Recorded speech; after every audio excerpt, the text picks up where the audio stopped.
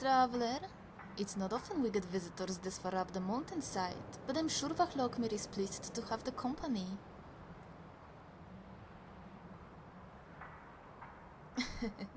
Vachlokmir is not a pet. If anything, I am his.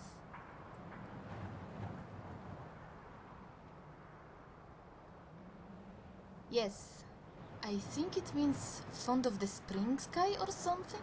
He only said it once, and he tends to mumble. He's very shy. To the north, in the forest of Falkreath, I was tracking an elk with hoofprints as big as the white stag of legend.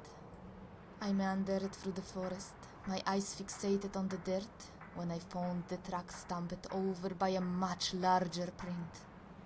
As I ran my fingers across the edges, a long shadow crept over my body, and it wasn't until then that I took my eyes off the ground. I shrieked so loud the birds and the cicadas fled from the trees. Suddenly, I was face to face with an actual dragon. Once I was all out of screams and all out of breath, I realized I was still alive. That's when I noticed the arrow lodged into his wing. He doesn't like it when I say so, but Vachlokmir is very sensitive. The wound was minor, but I knew he needed my help. So I reached for an old hunter's salve I had in my satchel, and I decided to heal him.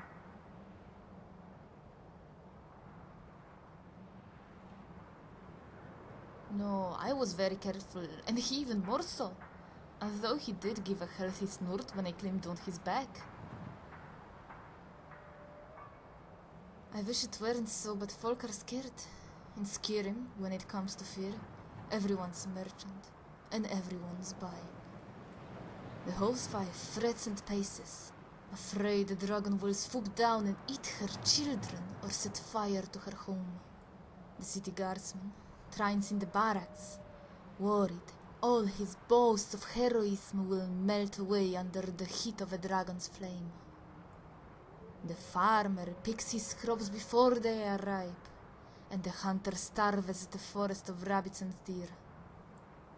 Same goes for blacksmiths, lumberjacks, milk and tavern maids, every bored, middle-aged, drunken soul who thought they had nothing to live for.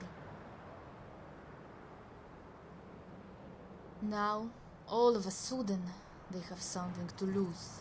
So entire towns live in fear, leaping to panic every time a cloud drifts over the sun. It's very sad. If only they'd lie down their fear and open their hearts, they'd see that the dragon is capable of mercy and a creature of kindness.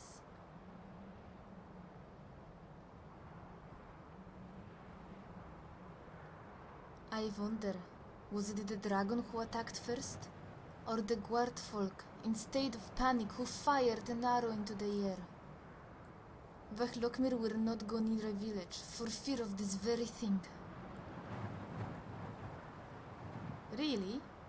Well, if you're that curious, I'll gladly tell you my story. I was raised in a community of hunters. My mother taught me to track, hunt and skin, and my father taught me how to craft cages and traps.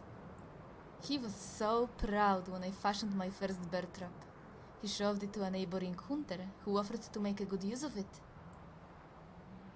A group of hunters had found a bear alcove near the outcroppings by Evergreen Grove. That day, 4 of them left, but only 3 returned. One of them spit at my father as he passed him, then threw my manglet trap to the ground. One of the bears had managed to break free from its jaws. 2 of the hunters blamed my father, and I blamed myself. But one of them, an old man with a low brow and sad eyes, told me the truth of it. The bear was a mother, driven by her need to protect her cubs. He said not even the fangs of a dragon could have held her. He tossed my hair and gave me a smile more black than white, but it brightened my day all the same.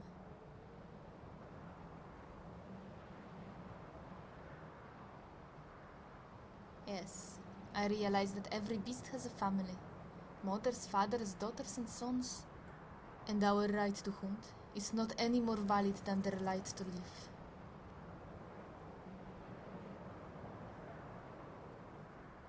buy.